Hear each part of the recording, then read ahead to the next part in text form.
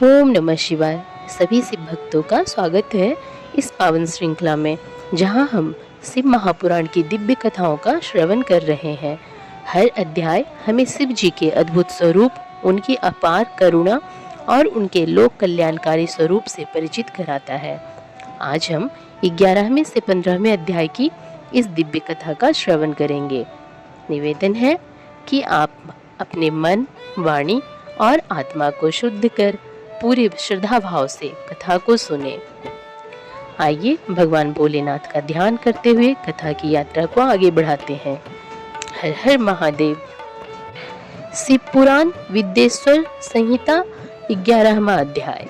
शिवलिंग की स्थापना और पूजन विधि का वर्णन। ऋषियों ने पूछा, सूत जी, शिवलिंग की स्थापना कैसे करनी चाहिए तथा उसकी पूजा कैसे, किस काल में तथा किस द्रव्य द्वारा करनी चाहिए। सूत जी ने कहा, महर्षियों, मैं तुम लोगों के लिए इस विषय का वर्णन करता हूँ, इसे ध्यान से सुनो और समझो। अनुकूल एवं शुभ समय में किसी पवित्र तीर्थ में, नदी के तट पर, ऐसी जगह पर शिवलिंग की स्थापना करनी चाहिए जहाँ रोज पूजन कर सके। पार्थिव द्रव्य से, जलमय द्रव्य से अथवा तेजस द्रव्य से पूजन करने से उपासक को पूजन का पूरा फल प्राप्त होता है। शुभ लक्षणों में पूजा करने पर यह तुरंत फल देने वाला होता है। चल प्रतिष्ठा के लिए छोटा शिवलिंग श्रेष्ठ माना जाता है। अचल प्रतिष्ठा हेतु बड़ा शिवलिंग अच्छा रहता है। शिवलिंग की पीठ सहित स्थापना करनी चाहिए। शिवलिंग की पीठ गोल, चौकोर, त्रिकोण अथवा खाट के पाए की भांति ऊपर नीचे मोटा और बीच में पतला होना चाहिए। ऐसा लिंग पीठ महान फल देने वाला होता है। पहले मिट्टी अथवा लोहे से शिवलिंग का निर्माण करना चाहिए। जिस द्रव्य से लिंग का निर्माण हो उसी से उसका पीठ बनाना चाहिए।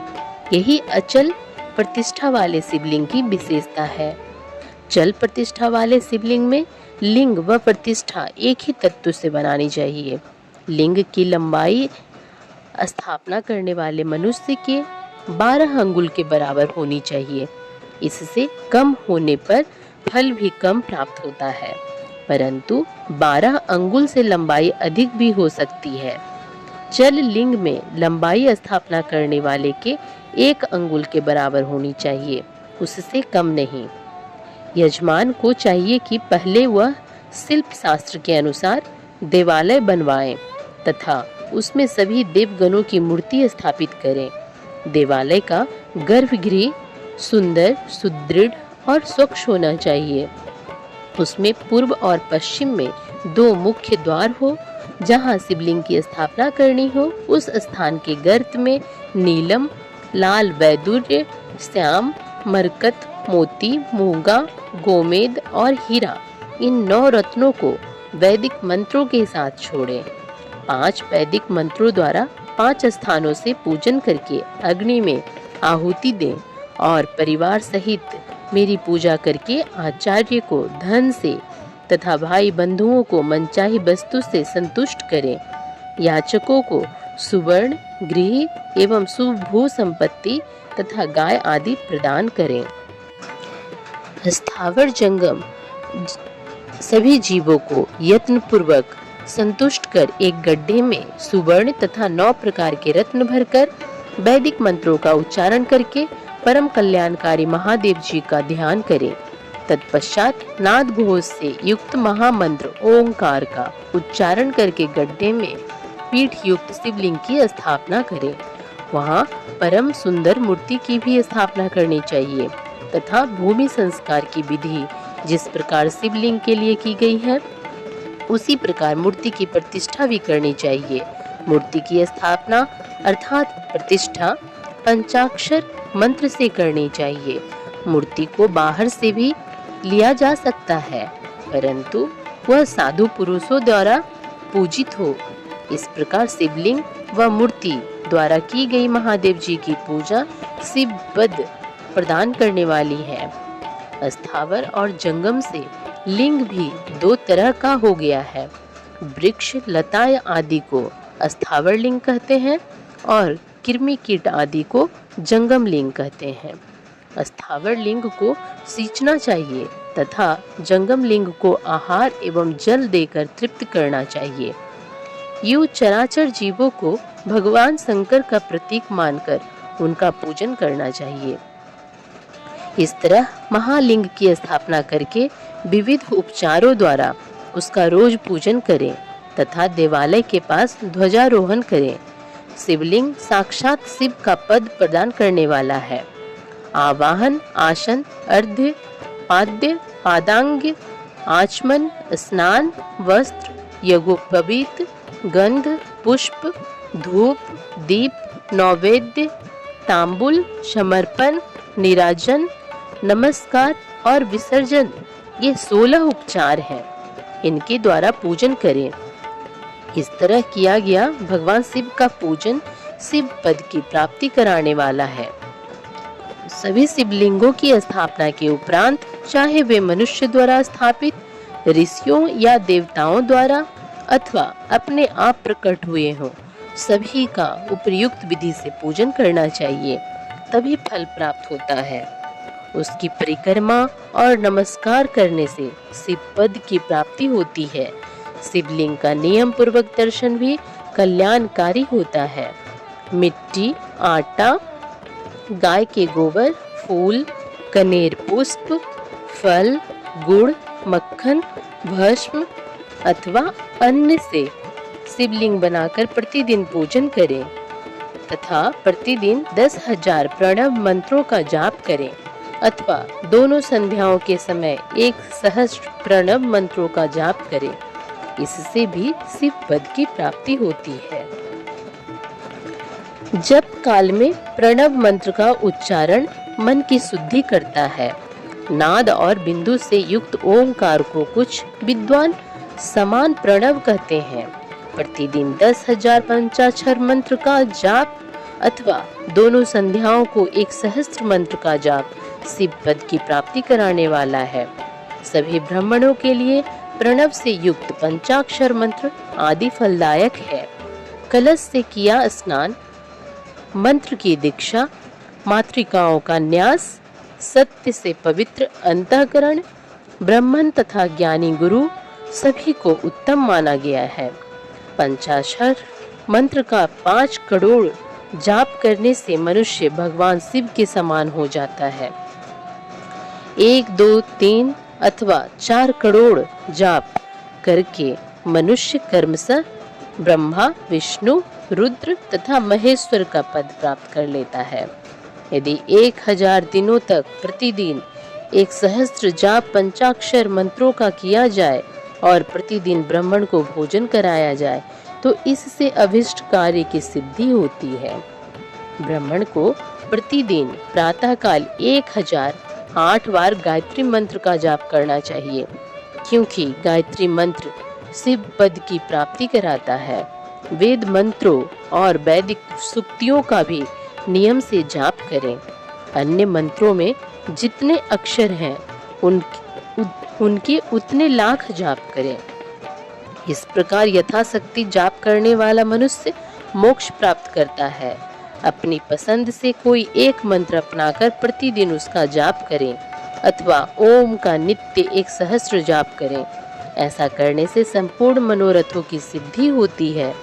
जो मनुष्य भगवान शिव के लिए फुलवाड़ी या बगीचे लगाता है तथा शिव मंदिर में झाड़ने बुहारने का सेवा कार्य करता है, ऐसे शिव भक्त को पुण्य कर्म की प्राप्ति होती है।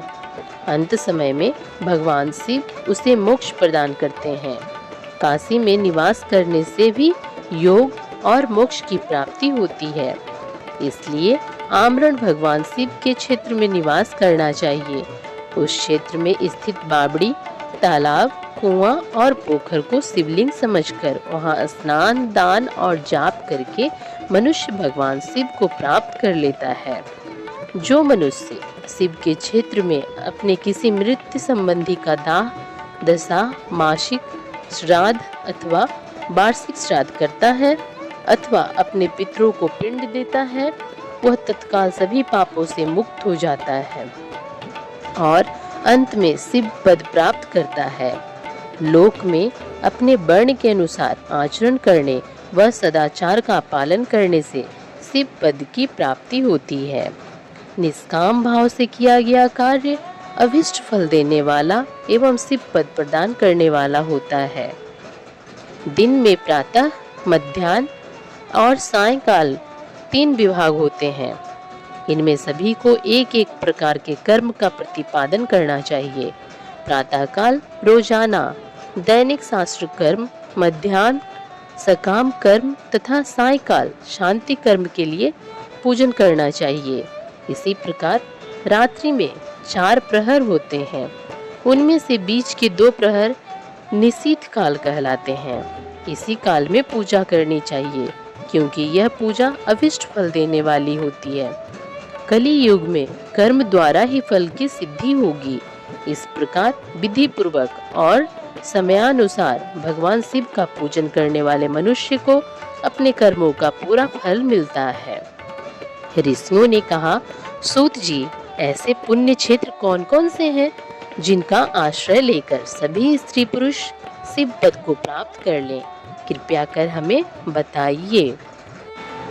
विद्येश्वर संहिता 12वां अध्याय, मोक्षदायक पुण्य क्षेत्रों का वर्णन। सूत जी बोले, हे विद्वान और बुद्धिमान महर्षियों, मैं मोक्ष देने वाले शिव क्षेत्रों का वर्णन कर रहा हूँ। पर्वत, वन और काननों सहित इस पृथ्वी का विस्तार 50 करोड़ योजन है। भगवान शिव की इच्छा से पृथ्वी ने सभी को धारण किया है। भगवान शिव ने भूतल पर विभिन्न स्थानों पर वहाँ के प्राणियों को मोक्ष देने के लिए शिव क्षेत्र का निर्माण किया है। कुछ क्षेत्रों को देवताओं और ऋषियों ने अपना निवास स्थान बनाया है, इसलिए उसमें तीर्थत्व प्रकट हो गया है। बहुत से तीर्थ ऐसे हैं जो स्वयं प्रकट हुए हैं। तीर्थ क्षेत्र में जाने पर मनुष्य को सदा स्नान, दान और जाप करना चाहिए, अन्यथा मनुष्य रोग, गरीबी तथा मुक्ता आदि दोषों का भागी हो जाता है। जो मनुष्य अपने देश में मृत्यु को प्राप्त होता है, वह इस पुण्य के फल से दोबारा मनुष्य योनि प्राप्त करता है, परंतु पापी मनुष्य दुर्गति को ही प्राप्त करता है। हे ब्राह्मणों, पुण्य क्षेत्र में किया गया पाप कर्म अधिक दृढ़ हो जाता है, अतः पुण्य क्षेत्र में निवास करते समय पाप कर्म करने से बचना चाहिए। सिंधु और सतलुज नदी के तट पर बहुत से पुण्य क्षेत्र हैं। सरस्वती नदी परम पवित्र और 60 मुख वाली है, अर्थात उसकी 60 धाराएं हैं। इन धाराओं के तट पर निवास करने से परम पद की प्राप्ति होती है। हिमालय से निकली हुई पुण्य सलीला गंगा 100 मुख वाली नदी है। इसके तट पर काशी, प्रयाग आदि पुण्य क्षेत्र हैं। मकर राशि में सूर्य होने पर गंगा की तटभूमि अधिक प्रशस्त एवं पुण्यदायक हो जाती है। सोनभद्र नदी की 10 धाराएं हैं। बृहस्पति के मकर राशि में आने पर यह अत्यंत पवित्र तथा अभिष्ट फल देने वाली है। इस समय यहाँ स्नान और उपवास करने से विनायक पद की प्राप्ति होती है। पुण्य सलीला महानदी नर्मदा के 24 मुख हैं। इसमें स्नान करके तट पर निवास करने से मनुष्य को वैष्णव पद की प्राप्ति होती है। तमसा के 12 तथा रेवा के 10 मुख हैं।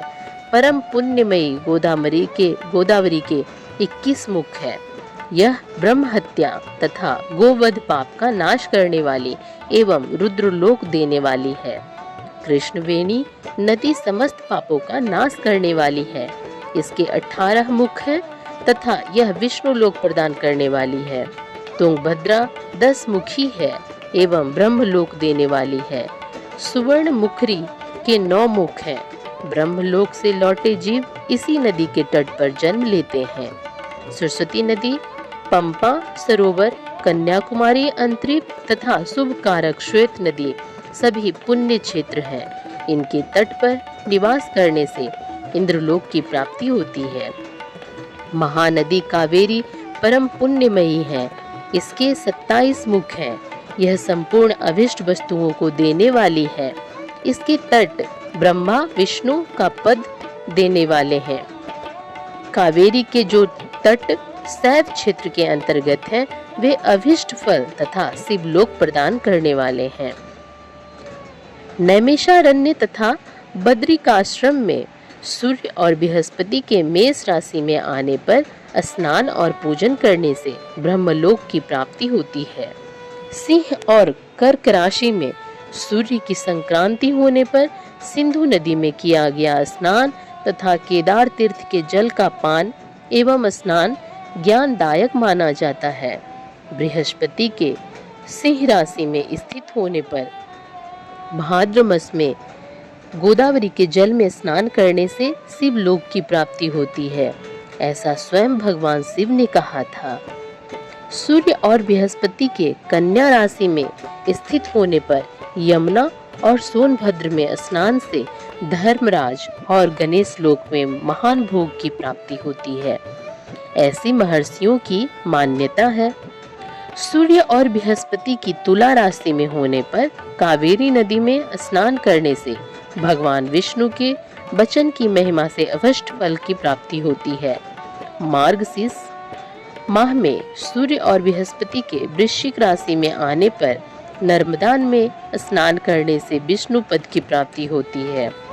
सूर्य और बृहस्पति धनु राशि में होने पर सुवर्ण मुखरी नदी में किया गया स्नान शिवलोक प्रदान करने वाला होता है। मकर राशि में और सूर्य और बृहस्पति के माघ मास में होने पर गंगा जी में किया गया स्नान शिवलोक प्रदान करने वाला होता है। शिवलोक के पश्चात ब्रह्मा और विष्णु के स्थानों में सुख भोग कर अंत में मनुष्य को ज्ञान की प्राप्ति होती है। माघ मास में सूर्य के कुंभ राशि में होने पर फाल्गुन मास में गंगा तट पर किया गया श्राद्ध, पिंडदान अथवा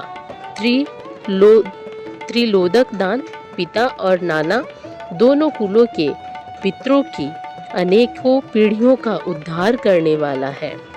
गंगा व कावेरी नदी का आश्रय लेकर तीर्थवास करने से पाप का नाश हो जाता है।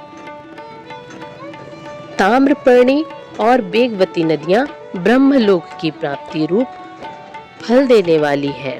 इनके तट पर स्वर्गदायक क्षेत्र हैं।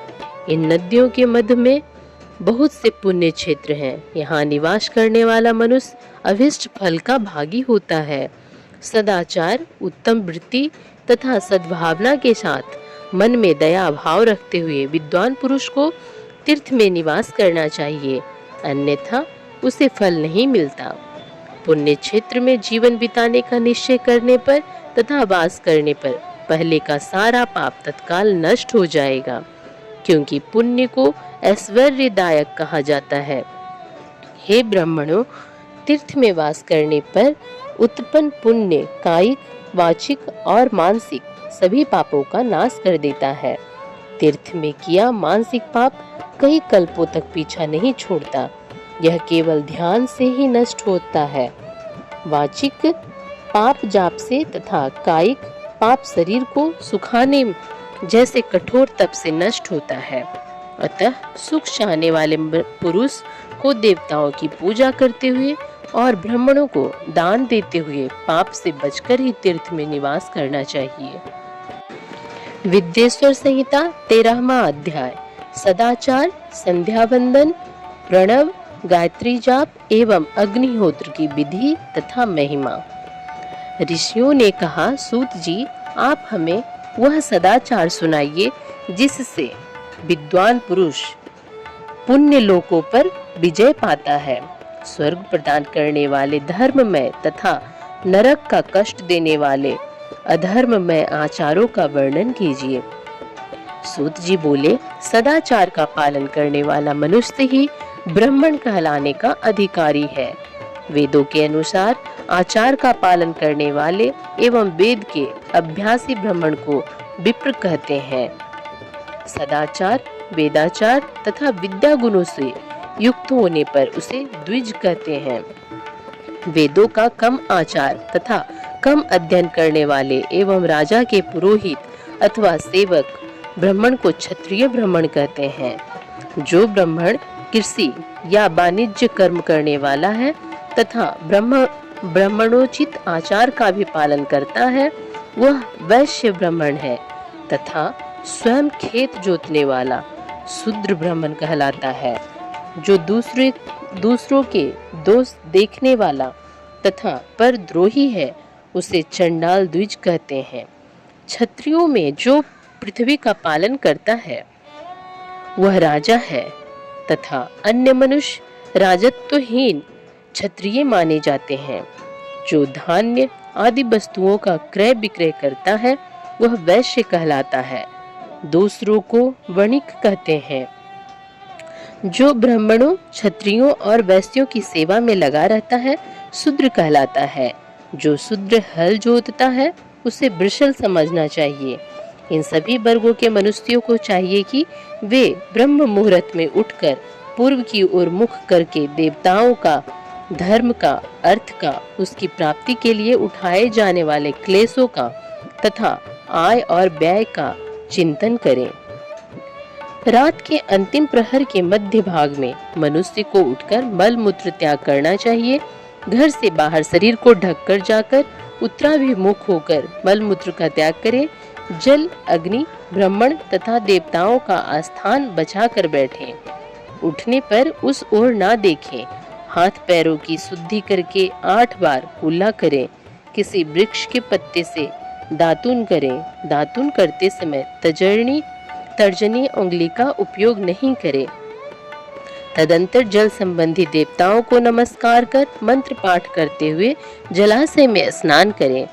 यदि कंठ तक या कमर तक पानी में खड़े होने की शक्ति ना हो तो घुटने तक जल में खड़े होकर ऊपर जल छिड़क कर मंत्रोच्चारण करते हुए स्नान कर तर्पण करें।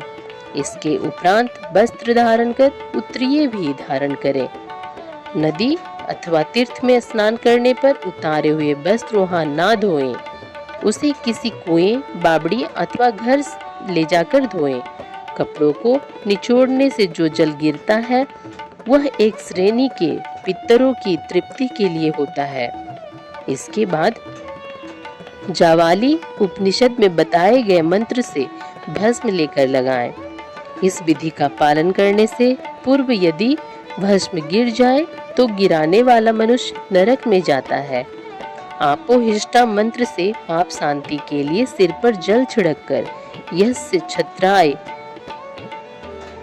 मंत्र पढ़कर पैर पर जल छिड़कें।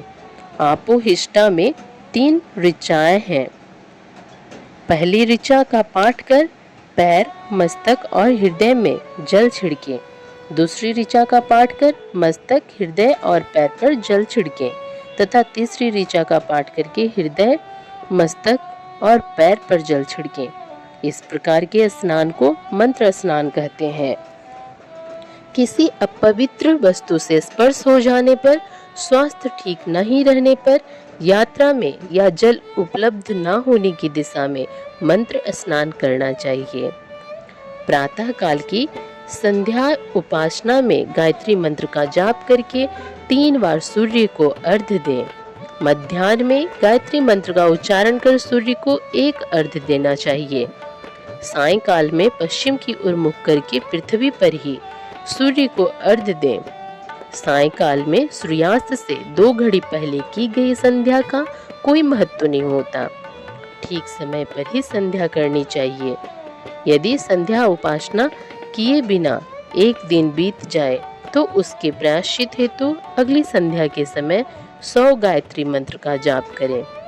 10 दिन छूटने पर 1 लाख तथा 1 माह छूटने पर अपना उपनयन संस्कार कराएं। अर्थ सिद्धि के लिए ईश, गौरी, कार्तिकेय, विष्णु, ब्रह्मा, चंद्रमा और यम व अन्य देवताओं का शुद्ध जल से तर्पण करें। तीर्थ के दक्षिण में, मंत्रालय में, देवालय में अथवा घर में आसन पर बैठकर अपनी बुद्धि को स्थिर कर देवताओं को नमस्कार कर प्रणव मंत्र का जाप करने के पश्चात गायत्री मंत्र का जाप करें। प्रणव के अ, उ और म तीनों अक्षरों में जीव और ब्रह्मा की एकता का प्रतिपादन होता है। अतः प्रणव मंत्र का जाप करते समय मन में यह भावना होनी चाहिए कि हम तीनों लोगों की सृष्टि करने वाले ब्रह्मा, पालन करने वाले विष्णु तथा संहार करने वाले रुद्र की उपासना कर रहे हैं। यह ब्रह्म स्वरूप ओंकार हमारी कामेंद्रियों को, ज्ञानेंद्रियों, मन की वृत्तियों तथा बुद्धि वृत्तियों को सदा भोग और मोक्ष प्रदान करने वाले धर्म एवं ज्ञान की ओर प्रेरित करें। जो मनुष्य प्रणव मंत्र के अर्थ का चिंतन करते हुए इसका जाप करते हैं, वे निश्चय ही ब्रह्मा को प्राप्त करते हैं, तथा जो मनुष्य बिना अर्थ जाने प्रणव मंत्र का जाप करते हैं, उनको ब्रह्मन तत्व की पूर्ति होती है। इस हेतु श्रेष्ठ ब्राह्मण को प्रतिदिन प्रातःकाल 1 सहस्त्र गायत्री मंत्र का जाप करना चाहिए। मध्याह्न में 100 बार तथा साय में 28 बार जाप करें। अन्य वर्णों के मनुष्यों को सामर्थ्य के अनुसार जाप करना चाहिए। हमारे शरीर के भीतर मूलाधार, स्वाधिष्ठान, मणिपुर, अनाहत, आज्ञा और सहस्त्रार नामक 6 चक्र हैं। इन चक्रों में कर्मशः विद्येश्वर, ब्रह्मा, विष्णु, ईश, जीवात्मा और परमेश्वर स्थित हैं। सदावान पूर्वक श्वास के साथ स्वाहा का जाप करें। सहस्त्र बार किया गया जाप ब्रह्मलोक प्रदान करने वाला है। 100 बार किए जाप से इंद्र पद की प्राप्ति होती है। आत्मरक्षा के लिए जो मनुष्य अल्प मात्रा में इसका जाप करता है, वह ब्राह्मण कुल में जन्म लेता है। 12 लाख गायत्री का जाप करने वाला मनुष्य ब्राह्मण कहा जाता है। जिस ब्राह्मण ने 1 लाख गायत्री का भी जप न किया हो, उसे वैदिक कार्यों में न लगाएं। यदि एक दिन उल्लंघन हो जाए तो अगले दिन उसके बदले में उतने अधिक मंत्रों का जाप करना चाहिए। ऐसा करने से दोषों की शांति होती है, धर्म से अर्थ की प्राप्ति होती है, अर्थ से भोग सुलभ होता है, भोग से वैराग्य की संभावना होती है, धर्म पूर्वक उपार्जित धन से भोग प्राप्त होता है, उससे भोगों के प्रति आसक्ति उत्पन्न होती है। मनुष्य धर्म से धन प्राप्त करता है एवं तपस्याओं से दिव्य रूप प्राप्त करता है। कामनाओं का त्याग करने से अंतःकरण की शुद्धि होती है, उस शुद्धि से ज्ञान का उदय होता है। सतयुग में तप को, कली युग में दान को धर्म का अच्छा साधन माना गया है। सतयुग में ध्यान से, त्रेता में तपस्या से और द्वापर में यज्ञ करने से ज्ञान की सिद्धि होती है।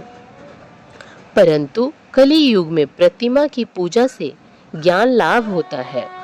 अधर्म हिंसात्मक और दुख देने वाला है। धर्म से सुख व अभ्युदय की प्राप्ति होती है। दुराचार से दुख और सदाचार से सुख मिलता है। अतः भोग और मोक्ष की सिद्धि के लिए धर्म का उपार्जन करना चाहिए। किसी ब्राह्मण को 100 वर्ष के जीवन निर्वाह की सामग्री देने पर ही ब्रह्मलोक की प्राप्ति होती है। 1 सहस्त्र चंद्रायन व्रत का अनुष्ठान ब्रह्मलोकदायक माना जाता है। दान देने वाला पुरुष जिस देवता को सामने रखकर दान करता है, अर्थात जिस देवता को वह दान द्वारा प्रसन्न करना चाहता है, उसी देवता का लोक उसे प्राप्त होता है। धनहीन पुरुष तपस्या कर अक्षय सुख को प्राप्त कर सकते हैं। ब्राह्मण को दान ग्रहण कर तथा यज्ञ करके धन का अर्जन करना चाहिए। क्षत्रिय बाहुबल से तथा वैश्य कृषि एवं गौरक्षा से धन का उपार्जन करें। इस प्रकार न्याय से उपार्जित धन को दान करने से दाता को ज्ञान की सिद्धि प्राप्त होती है एवं ज्ञान से ही मोक्ष की प्राप्ति सुलभ होती है। गृहस्थ मनुष्य को धन, धान्य आदि सभी वस्तुओं का दान करना चाहिए। जिसके अन्न को खाकर मनुष्य कथा श्रवण तथा सद्कर्म का पालन करता है, तो उसका आधा फल दाता को मिलता है। दान लेने वाले मनुष्य को दान में प्राप्त वस्तु का दान तथा तपस्या द्वारा पाप की शुद्धि करनी चाहिए। उसे अपने धन के 3 भाग करने चाहिए, एक धर्म के लिए, दूसरा वृद्धि के लिए एवं तीसरा उपभोग के लिए। धर्म के लिए रखे धन से नित्य नैमित्तिक एवं और इच्छित कार्य करें। वृद्धि के लिए रखे धन से ऐसा व्यापार करें जिससे धन की प्राप्ति हो, तथा उपभोग के धन से पवित्र भोग भोगें।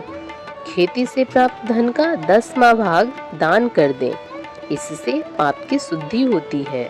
वृद्धि के लिए किए गए व्यापार से प्राप्त धन का 6वां भाग दान देना चाहिए। विद्वान को चाहिए कि वह दूसरों के दोषों का बखान ना करे। ब्राह्मण भी दोष बस दूसरों के सुने या देखे हुए छिद्र को कभी प्रकट ना करें। विद्वान पुरुष ऐसी बातें ना कहें जो समस्त प्राणियों के हृदय में रोष पैदा करने वाली हो।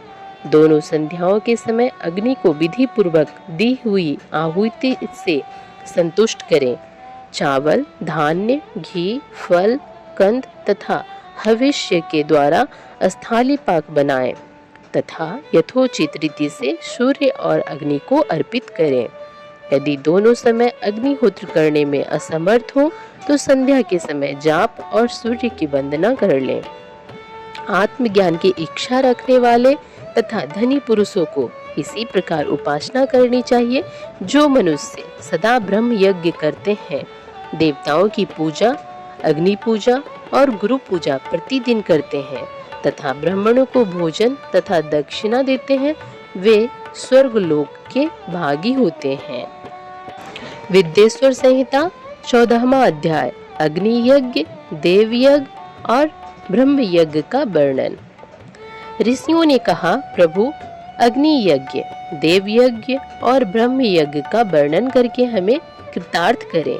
सूत जी बोले, महर्षियों, गृहस्थ पुरुषों के लिए प्रातः और सायंकाल अग्नि में 2 चावल और द्रव्य की आहुति ही अग्नि यज्ञ है। ब्रह्मचारियों के लिए समिधा का दान देना ही अग्नि यज्ञ है, अर्थात अग्नि में सामग्री की आहुति देना उनके लिए अग्नि यज्ञ है। द्विजों का जब तक विवाह न हो जाए उनके लिए अग्नि में समिधा की आहुति, व्रत तथा जाप करना ही अग्नि यज्ञ है।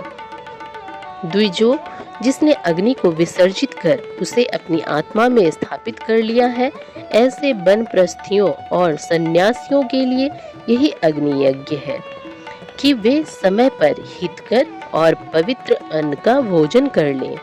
ब्राह्मणों, सायंकाल अग्नि के लिए ही आहुति से संपत्ति की प्राप्ति होती है तथा प्रातःकाल सूर्य देव को दी आहुति से आयु की वृद्धि होती है।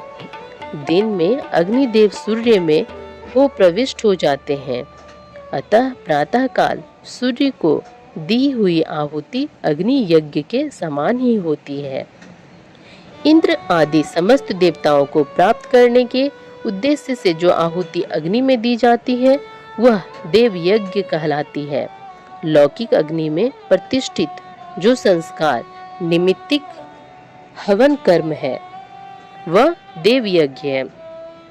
देवताओं को प्रसन्न करने के लिए नियम से विधि पूर्वक किया गया यज्ञ ही देव यज्ञ है। वेदों के नित्य अध्ययन और स्वाध्याय को ब्रह्म यज्ञ कहते हैं।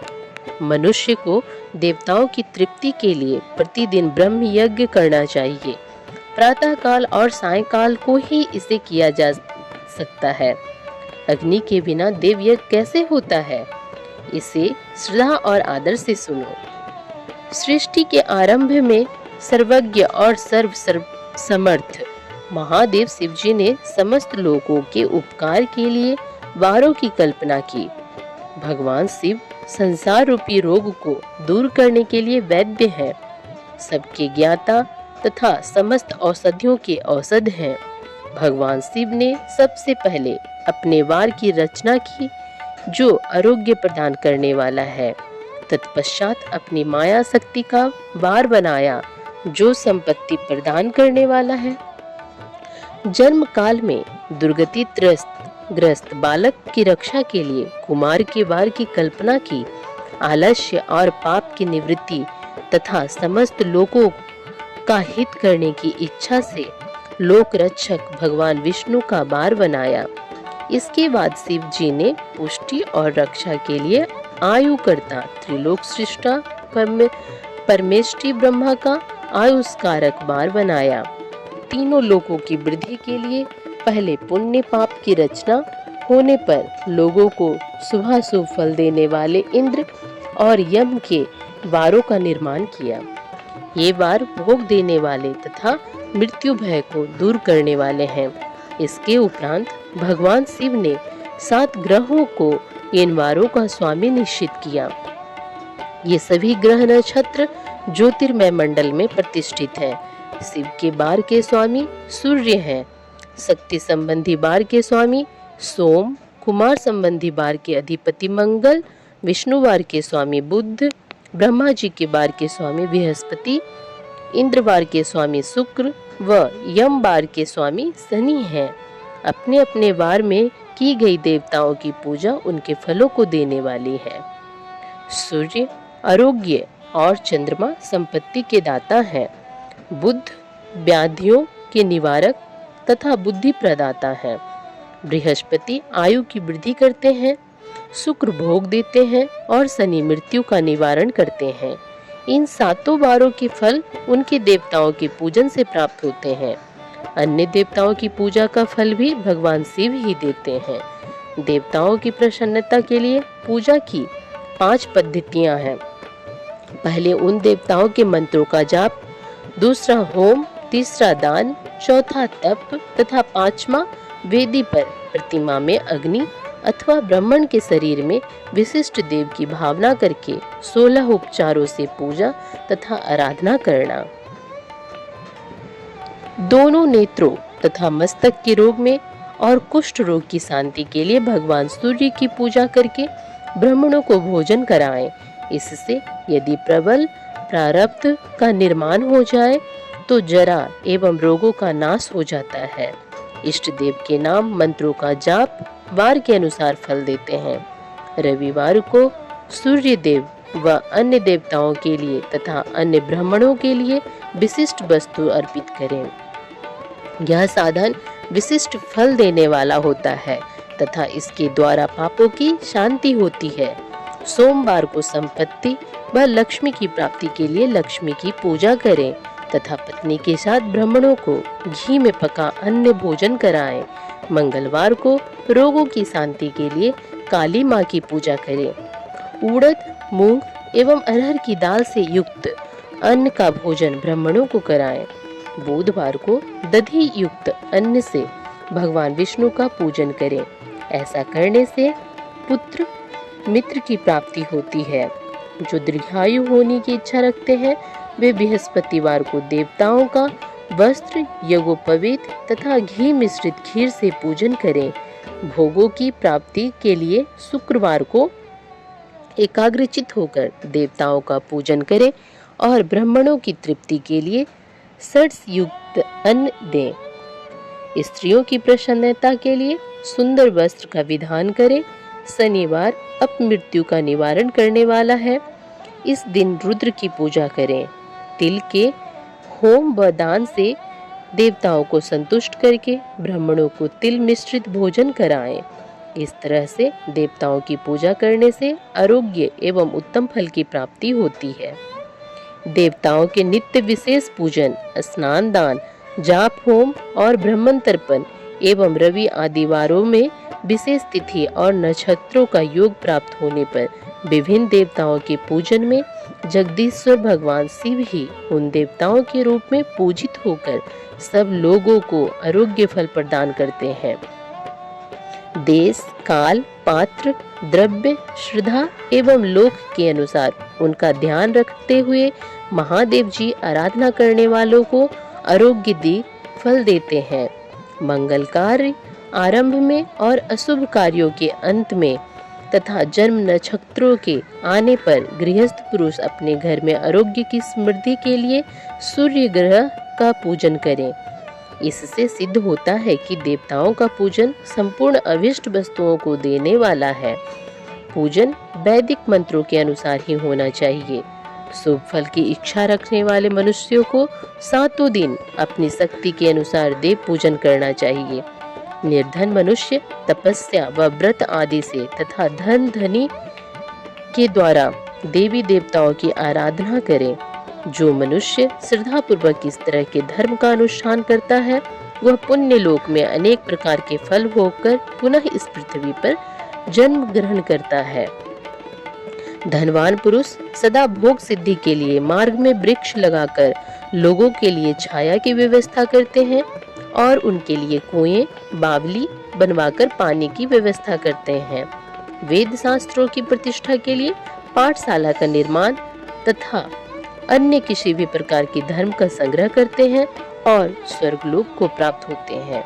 समय अनुसार पुण्य कर्मों के पारिपाक से अंतःकरण शुद्ध होने पर ज्ञान की सिद्धि होती है।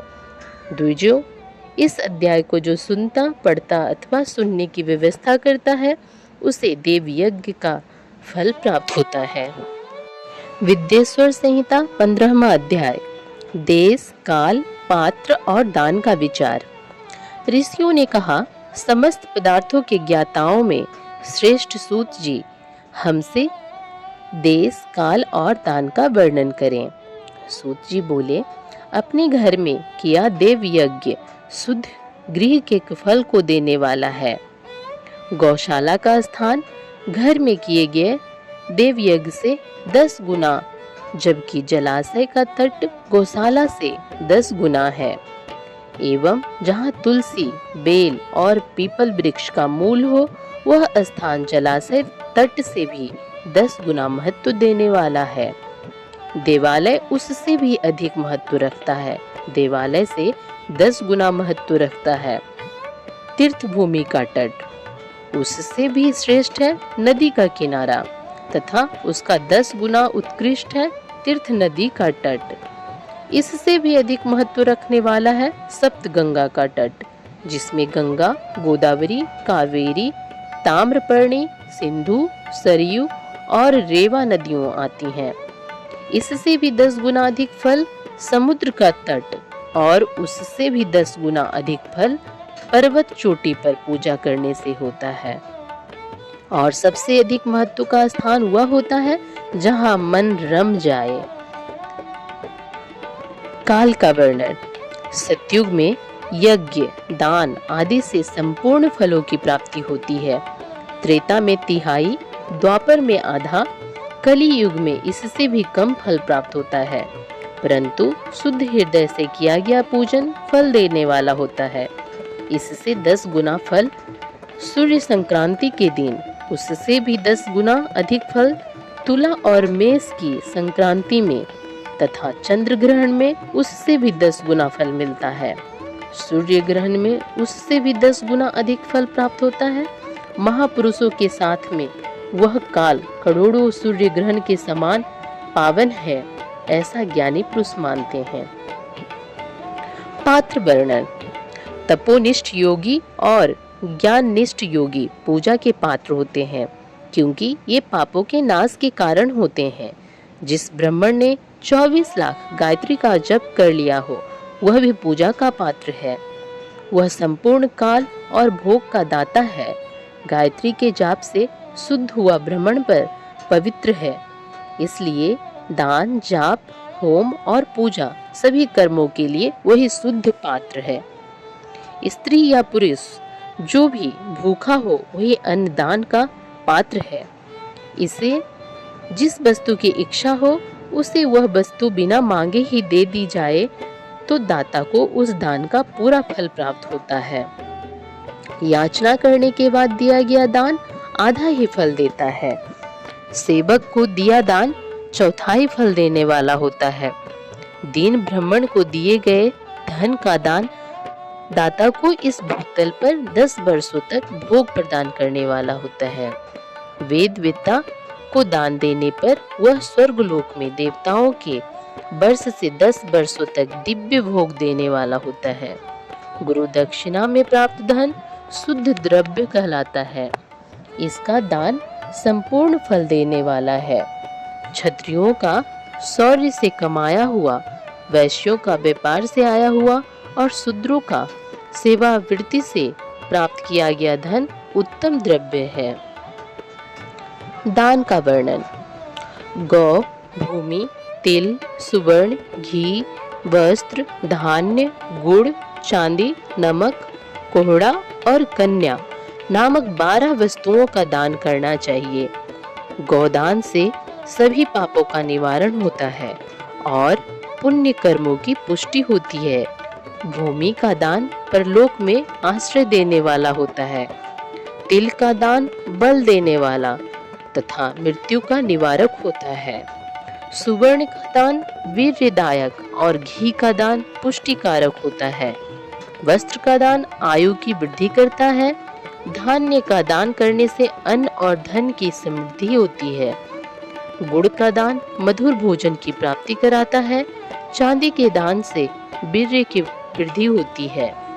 लवण के दान से सड़स भोजन की प्राप्ति होती है। कोहड़ा या कुष्मांड के दान को पुष्टिदायक माना जाता है। कन्या का दान आजीवन भोग देने वाला होता है। जिन वस्तुओं से श्रवण आदि इंद्रियों की तृप्ति होती है उनका सदा दान करें। वेद और शास्त्र को गुरु मुख से ग्रहण करके कर्मों का फल अवश्य मिलता है।